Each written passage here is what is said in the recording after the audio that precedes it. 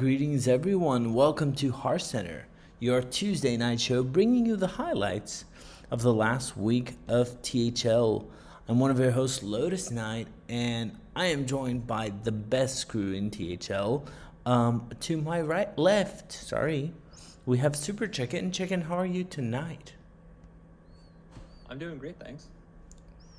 And below Chicken, we have Geranium Battle. Geranium, how are you? Doing quite well. I feel a little bit different in new room and oh wait, you guys can actually see me this time. Crazy. And finally, right below me, we have a special guest for tonight. Tab is here. Tab, how are you doing? Hello everyone. It's nice to be here. Happy to finally be on the stream as a host. I was on one time as a player before, but it feels a little different. So it's good to be here. It's great to have you. We have quite the show planned tonight. We're going to do Legacy, Hero, and Pro. So we're going to start with our Player of the Week. And then we're going to follow Player of the Week up with Hero Series, Legacy Series, our commercial, and finally Pro Series for all you Pro fans out there. So keep an eye out. It's going to be a good show. I'm excited. So as we begin, I want to ask for our Players of the Week. So let's start. Geranium telling us Tab, why don't you tell us our Legacy Player of the Week? Sure, yeah. For Legacy, we have Sanguine. Sanguine got their first Legacy win of the season in a big way in Week 4. Facing off in a game against a 550 PR player in the 1 seed. 215 points above their own PR, they used a lineup of Hunter, Paladin, and Warlock to lock down a 3-2 win. Can anyone say Big Game Hunter? Congrats on the win. That's from Dr. Bombed. Nice. Congratulations, Sanguine, on your Player of the Week. And Chicken, can you tell us our Pro Player of the Week? Our Pro Player of the Week is none other than Pyro Llama. Things were looking... They were looking for the retirement home. I don't know what they were looking. I don't know if there's a word missing here, but things were looking for the retirement home. The bat signal was lit up for collegiate phenom Pyro Llama to come in with a sweep to tie the week and keep the undefeated streak alive. And that is exactly what he did. We don't know, we might never know who was swept in this match, but definitely a crucial 4 points. And Pyro Llama really clutched it out for his team. So congrats to Pyro Llama, and thank you to Geranium Battle for this submission. Thank you. Geranium, do we have a Hero Player of the Week? This is maybe a call for the captains out there. If you are a hero player or a captain and you have someone that you want to be nominated, just go ahead and send it in a submission. Dr. Bombi always puts out the form every single week, and with no hero submissions, we have no hero write-ups. So, just make sure that you guys actually end up submitting, and we'll read them out. Exactly. This is content for you, so please do submit Players of the Week. We love when we have nice submissions. We want you to nominate your players. If you're a captain, remember to nominate your players. If you're a player in the team, you can nominate your team. You can nominate your captain, whoever you want. And we're always looking for great noms, great write-ups, hearing especially how you felt in match. So don't forget to nominate everyone. Yeah, and don't be worried that that your reasoning isn't like the most powerful reasoning that's there. If you have something that was special to you in the match, let us know about it. We want to hear about it. We want to feature that. If someone was particularly nice to you, if someone played very well, that's what we want to hear. Exactly. With that in mind, shall we move on to Hero? So let's open with our first Hero match of the night. We have Dead Legend facing Always Playoff Mode. And I kind of want to ask Geranium, what happened in this one? Yeah, we ended up actually starting off on the back foot for always playoff mode. It did end up being a 16-10 victory for always playoff mode, but it started off with the 2 losses. That is My Curse going to Game 5 and losing to Yellow Dart, and Gimme Lamp going to Game 5 and losing against Risen. Then I went on to Pyro Llama, who took a Game 4 win against Boozosaurus. Then I believe I played versus Dr. Bombi and went 4 games as well. And then Molestar finally ended up sweeping World 8 in, I think, the final hours of the week. Nice. Strong showing for APM here. Geranium, I want to ask you for comments if you have any. Sure. So, I mean... Or sorry, not Geranium. Oh, okay. I was meant to be Chicken since you already described the match. Yeah, it's a pretty big win for. Oh, sorry, I gotta sneeze. Wait, okay, never mind. We're good. Okay. Yeah, no, it's a pretty big win, especially since Dad Legend had been doing so well, but up until this point, I mean, they'd been sitting at first place in Purple Conference and were undefeated. So this was certainly a match between 2 juggernaut teams in Hero Series, and I think it is really a testament to the strength of APM, like being able to get 19 points against one of the best teams in the league. I do have to mention maybe the class selection was a bit sharper from APM.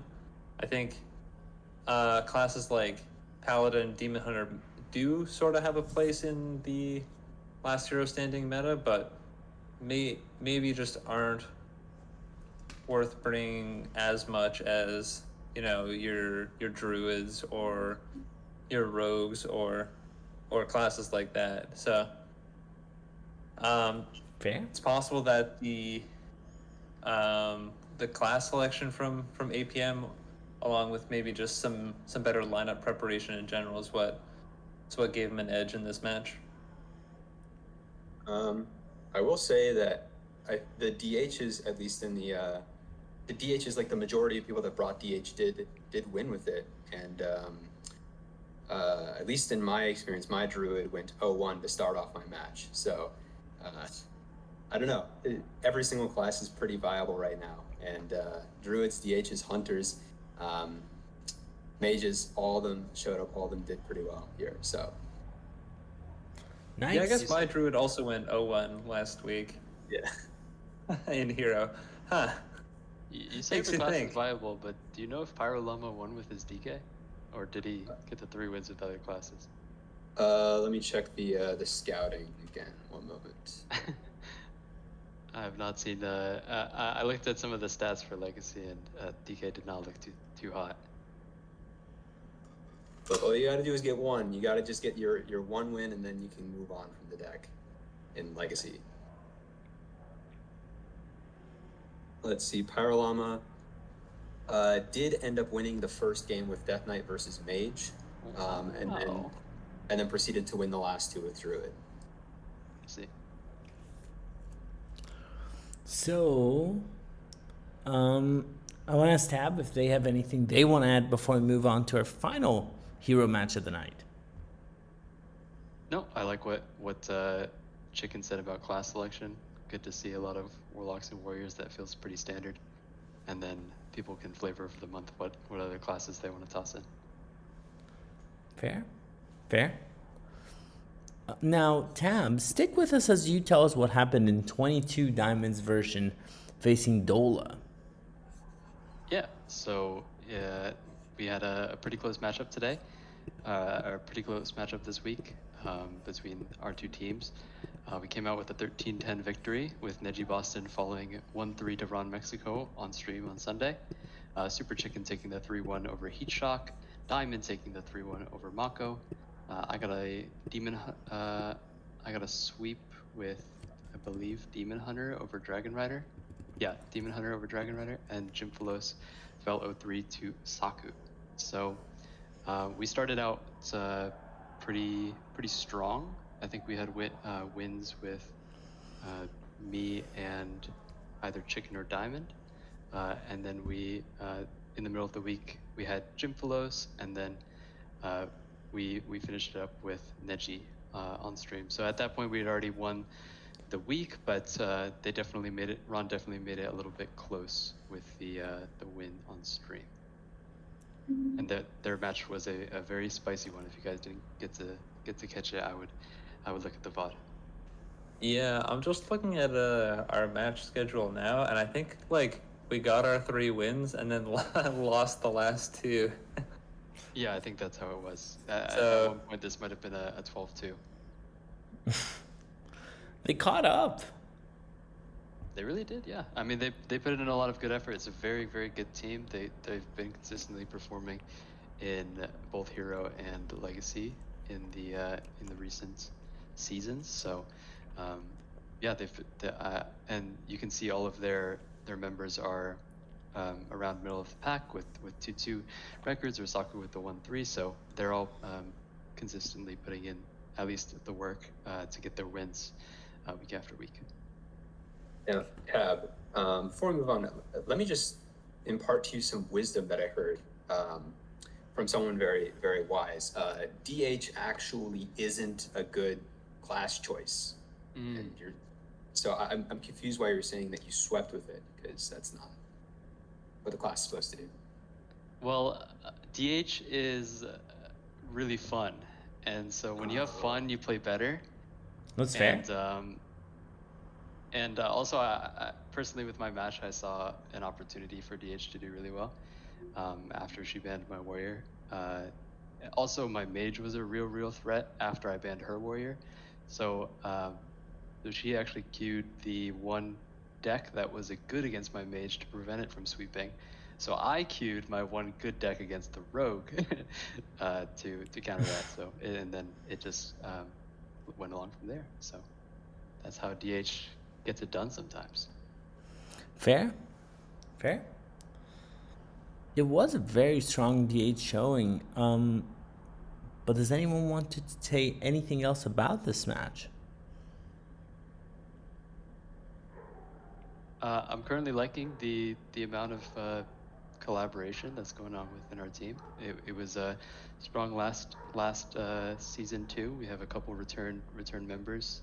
Obviously Neji, Chicken, myself, and then Diamond was our captain last season. So looking to repeat the success we had last season. Nice. Well, with this in mind, Chicken, why don't you tell us what the standings are looking like after this week? Yeah, for sure. So starting off in the Teal Conference, we have Always Playoff Mode in first place with 67 points. In second place, we have 22 Diamonds version with 65 points. In third place, we have Dr. Boom's Puzzlers at 63 points. In fourth place, we have the Harvard of the Northeast at 56 points. And in fifth place, we have the Gas Leak Inside the Starbucks at 45 points. Then moving over to Purple Conference, we have Dad Legend at 63 points, F2L Black at 58 points, a Premium Membership at 51 points, Dola sitting right behind them at 50 points, and rounding out the Purple Conference, we have His Name is Actually Jonas at 42 points. So pretty interesting stuff, especially from a team like His Name is Actually Jonas, who had a really strong season. I mean, literally just last season, they did quite well throughout the regular season. So seeing them have such a negative turnaround is a bit surprising. Though, I mean, the team is a bit different. They lost Based, and I think Just in Time was on the team last season too.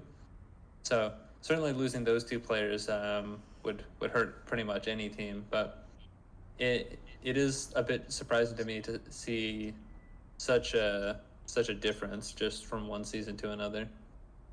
I was gonna say, buy His Name is Actually Jonas stock right now. It's due to go up. It's got to go up. So The market is due. The market is so due for Jonas on the rise. I don't know. Nine has a girlfriend now. It's over. Oh. Never mind. I didn't know that information. What I do Tell know us, is that when the 9 CMAC team faces my team in the main season, they always destroy us. So last week, the hero season, watch out. His name is actually Jonas. Will top Purple Conference. We'll see. Anything else anyone wants to talk about Hero before we move on to Legacy? All right. So we're going to open Legacy with a tie, which is our personal favorite here at Hearthcenter. Chicken, why don't you tell us about the Stubbs facing F2L White? We indeed had a tie in Gold Conference, and from two pretty strong teams, two teams that you could certainly say are pretty evenly matched. And I mean, a result like this is kind of one of the most exciting ones you could get, with it really coming down to the wire, especially with it lining up pretty nicely with 4 3-2s and a 3-0, which is, yeah, the highest point tie you can get, which is pretty cool to see. So both teams walking away with 15 points in a week they didn't win. So that's actually that's not too bad for either team. I mean, certainly you'd like to get the win over a tie, but I mean, 15 points on a week is a lot better than a lot of teams can say sometimes. So yeah, I mean, I'm excited to see more from both these teams. I think it was very, very interesting. I think F2L White will do, I think both these teams will probably be playoff teams. F2L White a little bit behind in points right now, but I think most of that is because they had a really low point week against my team, if I remember correctly. Maybe I'm mistaken about that, but I think like all their other weeks have been really, really solid. So I'd expect them to make playoffs along with the Stubbs. Fair. Tab, anything you want to add about this match? Yeah, this match is interesting because of the distinct lack of Warrior from the Stubbs. It seemed like Warrior was a pretty solid bring throughout all 3 series, and they still got the points that they needed to without the Warriors. So you see a lot of different class variety from them, whereas it seems like F2L White was more set as a team on what they wanted to bring, with some shamans sprinkled in there, which was also pretty surprising. But those ones got their, at least Yoxter's shaman got its win. So yeah, not seeing a lot of the Warrior, but they still got the points. So that good job on those players for coming in with lineups that they felt comfortable with. And Geranium, anything you want to add here?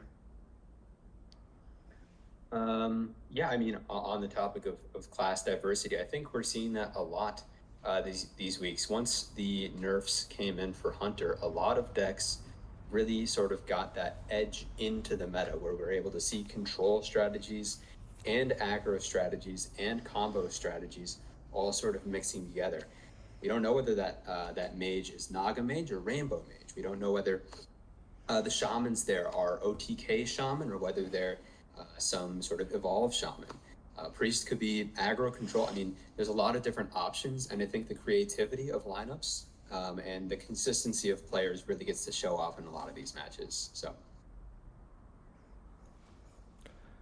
Nice. Speaking of creativity of lineups, we have another match with a weirdly diverse set of classes. It's been a while since we've seen such a big set of diverse matches. So, Tab, why don't you tell us about Character Limited Exceeded facing a Perfect Mulligan? Yeah, so Character Limit Exceeded got a 17-7 week against a Perfect Mulligan this week. So we had Super Chicken taking a 1-3 loss to Hockey Boys. Turtle winning his match against Stinzy, 3-2. Myself 3-0 versus Boozosaurus. Gamer Dude 3-1 over Gimme Lamb. And You Kitten Me taking a 3-0 over Chewbacca. So yeah, like I said, very good week for us. We got 4 out of our 5 wins, and some of them were very convincing. Importantly, I think we have 3 of the 6 remaining 4-0 members in Legacy, which is kind of insane. So that's really good to see that our team is doing so well. And yeah, you were talking about the class selection. I know that they're pretty much full Warlock Warrior, and I know I said Warlock Warrior is pretty standard, but we actually had some different things we wanted to bring this week to shake it up. For sure. You can see literally everything. Any thoughts on it, Chicken? I definitely have some thoughts about my match against Ben. It was definitely took me by surprise a bit. He had from the other side Shaman. He also brought a Curse Warlock, which I was sort of expecting. That one wasn't as much of a surprise, given my classes.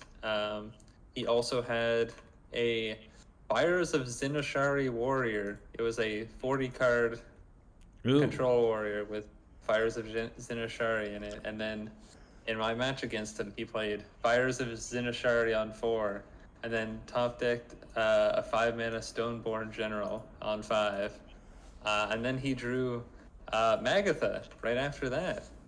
Oh, wow. Magatha, when all your cards in deck are minions, is pretty good. And when they're like all undercosted, overstated minions, that's even gooder. So, yeah. That sounds like a match. I mean, honestly, like, I can't even be mad because it was like so funny. But I was like, I was a little bit tilted in the moment, but it was like so funny. It was like such a, I could not have expected anything else from Hockey Boys. It's just completely on brand for him, and it was pretty awesome. Nice. Geranium, anything you want to say about this one? Nothing much to say. Mage was very popular for character limit exceeded more than what we see in any other conference or series. And yeah, I actually don't know if Chicken got the win with Mage, but I did not. Okay, well, win from all 3 of the other players who brought it, and then possibly from Stinzy as well. So yeah, pretty successful, unique brings in this match as well. And yeah, sometimes it breaks that way. Game 5s go certain ways, and Perfect Mulligan ended up on the losing side of it, unfortunately. For sure. I do want to add here, we have a meta as well where classes have more than one option for a lot of them. So you end up having a lot more viability. Like right now, Hunter has only one option, if we're being honest. But a lot of classes like Warlock has 30 different choices, Warrior has 2, Priest has 2, and so forth. So it ends up giving a lot of interesting flexibility, and you have a lot more decisions you can make. Hey, Chicken, did Hockey Boys bring Arcane Hunter? The only hunter that's viable? It is the only hunter that's viable. I did not ask him, but I would have put my life savings on it not being Arcane Hunter. Yeah. Newsflash from you kidding me? He did bring a Hound Hunter, but it unfortunately did not get a win because it got banned. So the fear of the Arcane Hunter / the Hound Hunter was too strong for Chewbacca. That's fair. Hey, maybe I'm wrong here. But speaking of me being wrong, let's take a look at those standings. Geranium, what is Legacy looking like after this week? Of course. So looking down Gold Conference at the very top, we have Dust Stubbs at 73 points. F2L White, a little bit behind them at 62 points.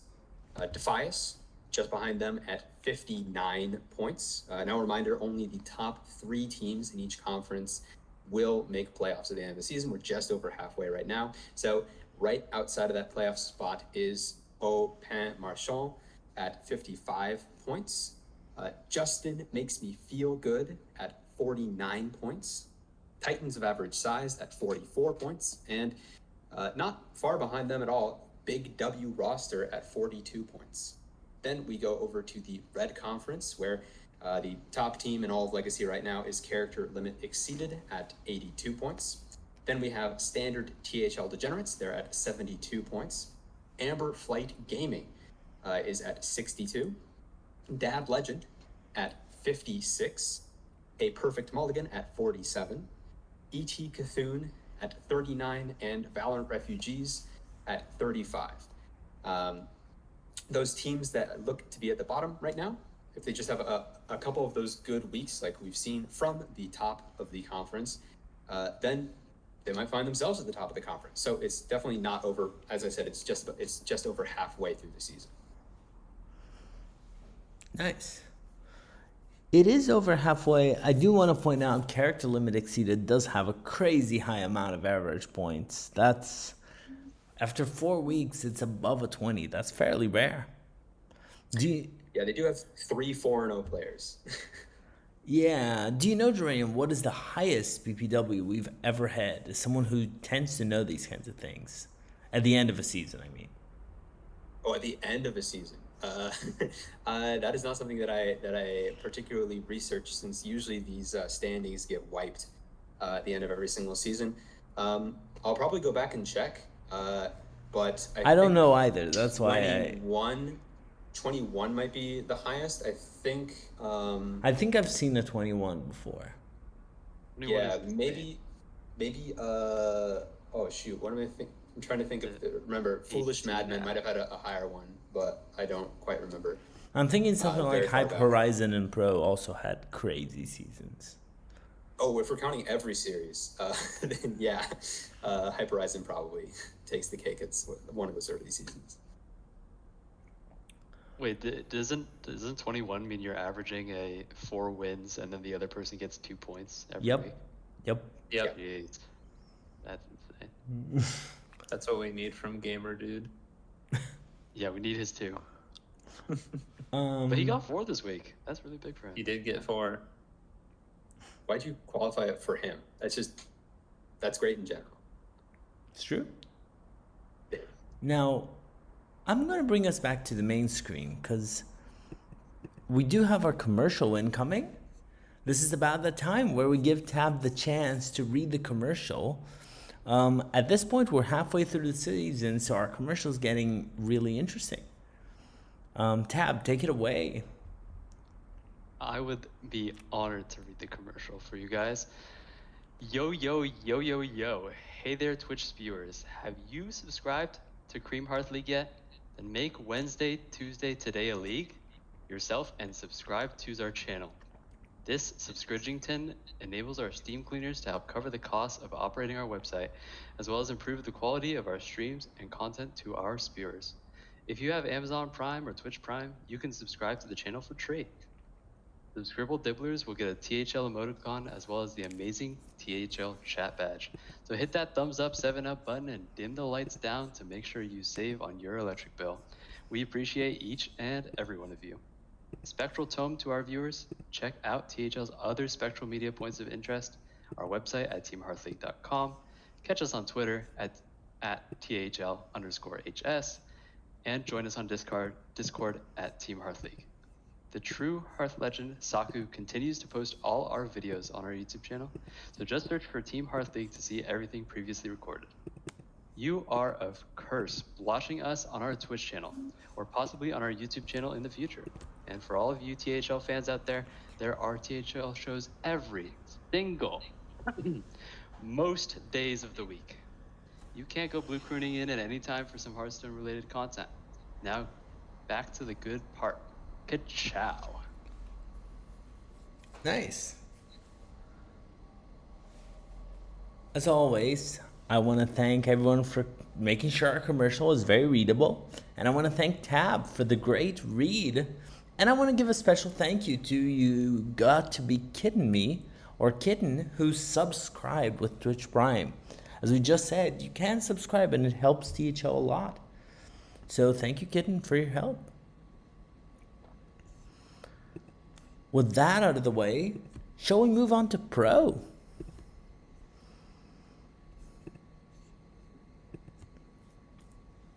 we're going to start talking about pro with a great match. We're going to look at CMU versus the Collegiate Player Retirement Home. Chicken, we have a tie. What happened? Well, it's not every week that we get to cover 2 ties in the same show, and for some reason I get to cover both of them, which is kind of fun. Especially because this match was this match was so back and forth. It was pretty crazy, and it really came down to the wire right at the end. I think we were really down by quite a bit. I think at one point, I had lost fairly early into the week, getting my priest pretty hard countered. I guess that kind of happened like twice in 1 week. That was not super fun. That was a pretty unfortunate match on my end, but very fortunate for Pyrolama because he got 4 points for his team without giving up any. And in fact, there were actually 3 sweeps in this tie, which is pretty crazy. So, lots of players getting 4 points for their team and not giving up any. But yeah, we were down by 4 points with 1 match remaining, and I will say it. Neji is a fraud sometimes, but he did clutch it out this week for our team and save the week and get us a crucial 5 points since he got the tie for us. So, I mean, CMU is a very, very strong team. As we've mentioned previously, they're the runner-up from last season. They have the reigning MVP in Wild9. So we knew this was definitely going to be one of the tougher weeks for us, and it certainly was. So full credit to CMU. They're always a very, very tough opponent, and I'm looking forward to playing against them in playoffs, hopefully, and maybe getting the better of them this time. Nice. Geranium, anything you want to add about this one?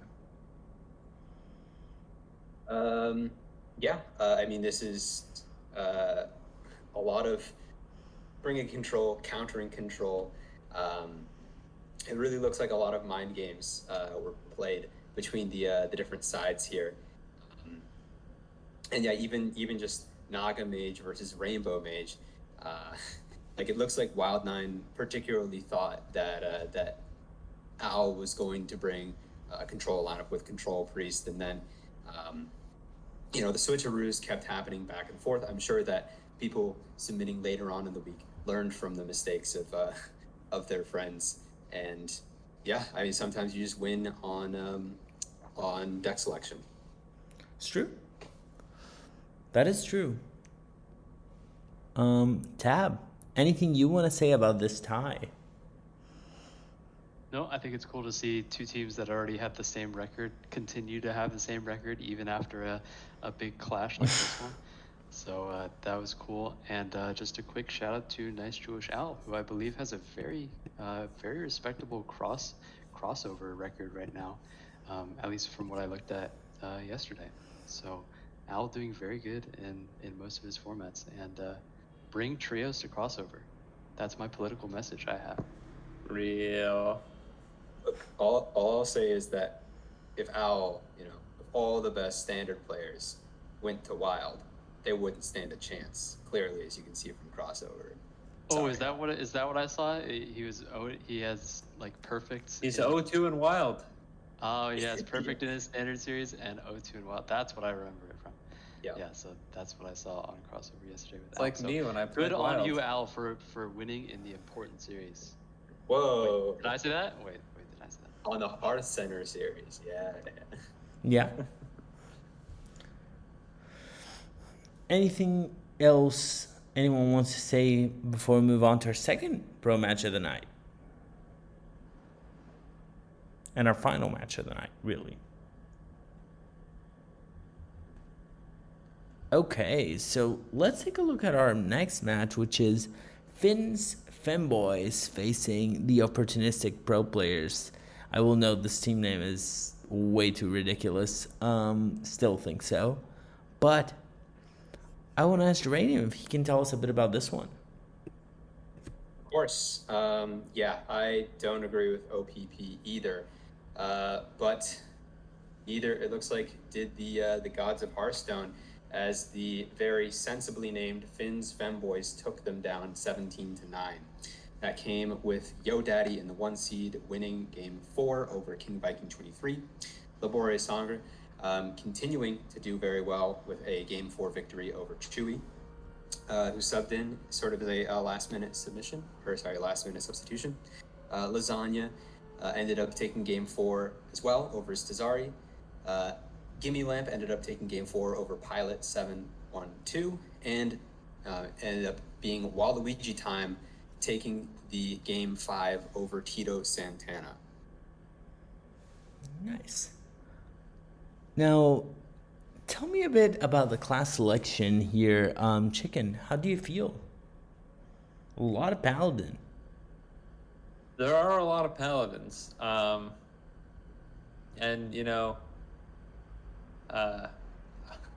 4 to 5 of the people that brought Paladin lost their match. And one of them had to win. So, yeah, I mean, Paladin certainly has some good matchups. I think notably, I think Rogue is supposed to be a good matchup for it. And Druid also might be a fairly decent matchup. Yeah. I guess kind of a similar matchup spread to Outcast Demon Hunter, where it's just a deck that can kind of go wide. I mean, theoretically, I think it is Warrior favored as well. Favored into Warrior? Yeah. Yeah, I've played against it as Warrior a couple times. Didn't really feel like the case to me. Maybe kind of even or something like that, but Yeah, to me it feels even. it certainly is better than Outcast Demon Hunter into Warrior, so it has that over it. But yeah, it certainly has some merit in the meta. I don't think it's I don't know if I would bring it in open list conquest in Pro Series unless I had a very specific plan in mind. But it definitely has some potential applications, I think. Fair. And Tab, anything you want to tell us about this match? No, I like the lineups that Finn's Femboys brought. I think some very sensible brings and bans. And yeah, I think that Paladin unfortunately ran into Outcast Demon Hunters in 2 of the matchups, which is one of its worst matchups. Those pesky little 1/1s are very good at clearing those Divine Shields, so I think that might have been one of the edges that Finn's Femboys got over the opportunistic pro players today, or this past week. And it also looks like Waluigi Time got their first win in Pro this season, so congratulations to Waluigi Time. Yeah, congratulations to Waluigi Time, and congratulations to Finn's Femboys. Now, Tab, how does that leave our standings for Pro?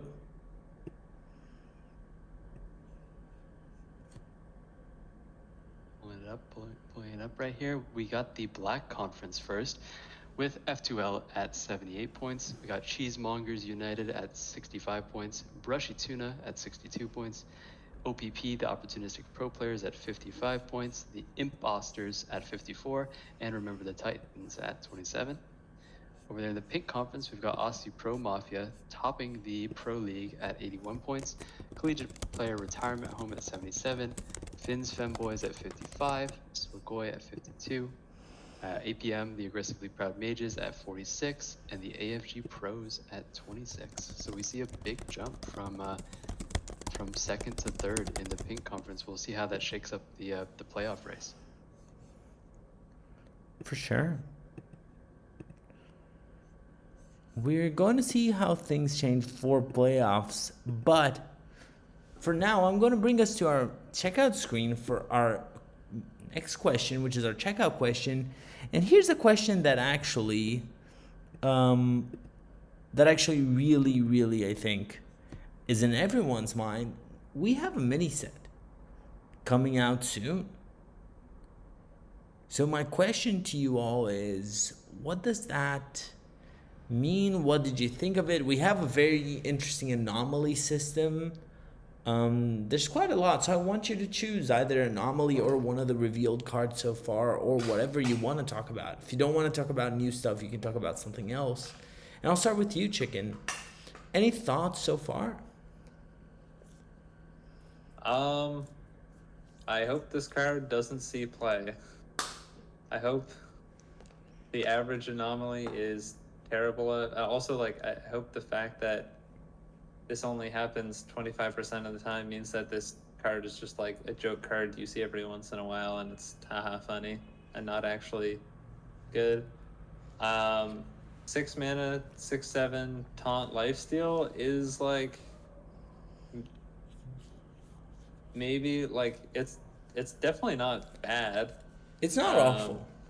So like even if you whiff on this, maybe it's still worth running, which kind of worries me a bit because like it is kind of funny, and they can, and like, you know, Core has already said, you know, they can scale back the anomalies and stuff and whatever. It's just like the start of every game to be like that this is in to be like a 25% chance for something really dumb to happen is a little worrisome, but Yeah. I don't know.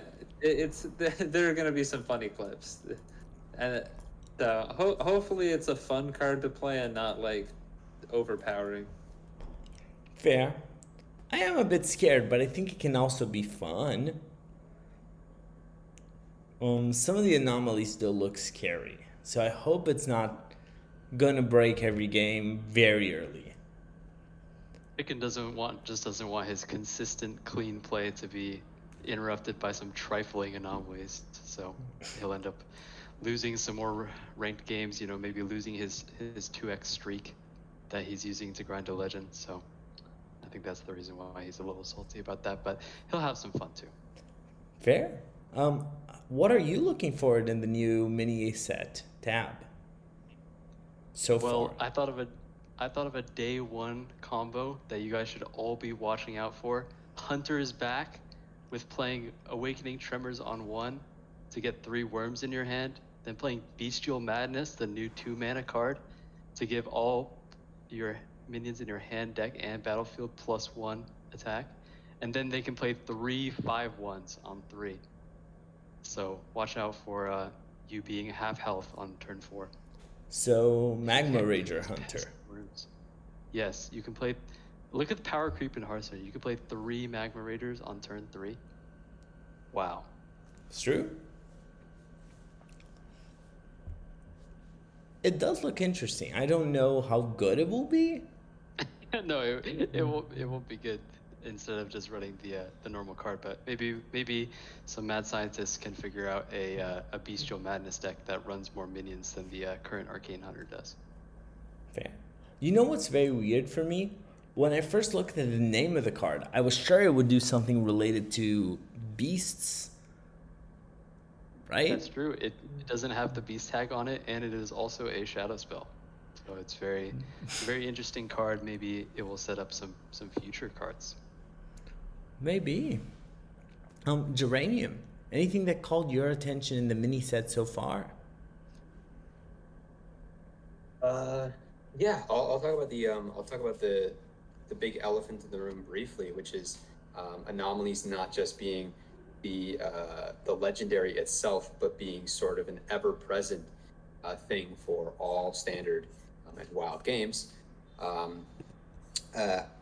I think I have a different perspective from most of the Hearthstone and most of the THL population, because I try to prepare a lot in advance, and I try to, as we talked about earlier in the show, win during prep. try to account for everything, and anomalies are something that I can't account for, something that is random, and then inside of that randomness is even further, like a pool of 1 in 20 in your pool of 1 in 4. So for me, I'm not going to like anomalies, but I think that the general player base is going to like anomalies and is going to like the spice that it adds to every game. It's going to make things feel different while they're playing through ladder, which is nice. However, I would like to be more positive. Myself, I'm more interested in encroaching insanity, which is the warlock 3-mana spell. Both players take fatigue damage twice, and it's a shadow spell. And this is very interesting because there was actually a pain lock, an agony lock that existed a long time ago. Agony is still in the game, Curse of Agony. So you're able to make your opponent take fatigue ticks, and then encroaching insanity will also tick that fatigue further along. And then in addition to that, there is the still the legendary 5-mana legendary that summons 2/2/1s, then plays the last shadow spell. So I think that there's actually room for a non-curse lock sort of pain warlock. And I think like that tiny little package might be very interesting to include in more of like a control-y shell. So I think that there's actually some interesting things with warlock in the future. Yeah, Fair. that gets around one of the main weaknesses of playing curse lock into control decks is that they just keep their hand full, and Yeah. you can't give them those curses, but you can just finish them off with fatigue damage instead, or even make your whole deck based around fatigue. Or you can play Imp Lock with the fatigue package. Yeah, true, and then you can Yeah. make yourself take 8 damage at a time. Yeah, Yeah, right? this does buff your cards that make you when you take fatigue damage. So that means your crescendos can start dealing 10 damage instead of just dealing 6 at the maximum, which is Also huge. dealing 10 damage to yourself and killing yourself. Yes. Well, I mean, you got your weapon, you've got your 1/3 to block it. So there's lots of ways for you to sort of go around it. Fair. Anything else anyone wants to talk about regarding the fall of Ulduar?